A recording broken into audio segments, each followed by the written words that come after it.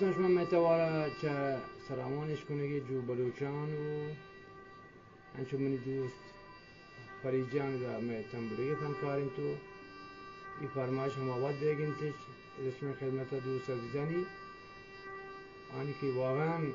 بلوچی گوشدارو که صوته کو زیمله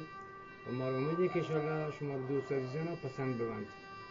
منی امراه شدم ما پشکب تگم تنها امیدم تینشتگم فریجان خاصی فرمایشن